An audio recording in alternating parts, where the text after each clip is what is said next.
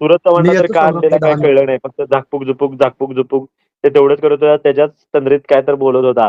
त्यानं कुणाला काही सांगितलं नाही, कुणाशी काय बोलला नाही, काही नाही, काही नाही, काही नाही.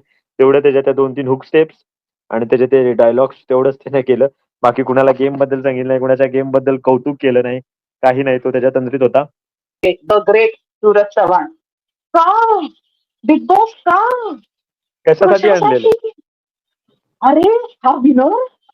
अरे भाई ती निकितापेक्षा खरी बिग बॉस खेळून गेली घरात नसताना कंटेस्टंट देखील. भाई मला असं झालं काय क्रिंज आहे हे. कशासाठी आम्ही सहन करायचं सूरजला. भाई तू तुझं बुक्कीट टेंगोळ झापूक झुपूक आणि जे काही तो म्हणतोय त्याच्या भाषेमध्ये ते तू परत लोकांच्या मनावर बिंबवायला आलेला असता.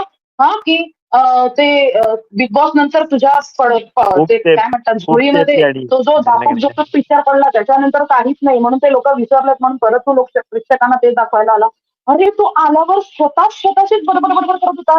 अरे तू घरात ये, तू विनर आहेस ना, तुझा प्रवास चांगला प्रेक्षकांना परत घरातल्या कंटेस्टंटना ते म्हणजे कमाल वाटली मला. यार झापूक झुपेकचे 50 वेळा तिने गिरवलंय वाक्य.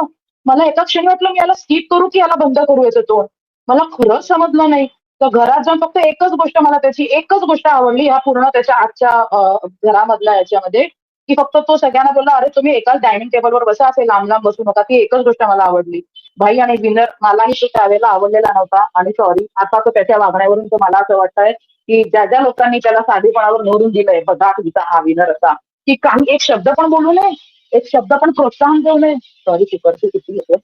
एका शब्दाने देखील प्रेक्षकांना आतमधल्या कंटेस्टंटना प्रोत्साहन देऊ नये की बाबा काहीतरी बोल काहीतरी. तो आतमधल्या कंटेस्टंटना पण झापूक झुपूकच शिकवतोय. बास झालेलं भाई गेला सीझन आम्ही ऐकलंच नाही ऐकायचंय. ओके आता गोष्ट टू निकी. निकी जशी तिच्या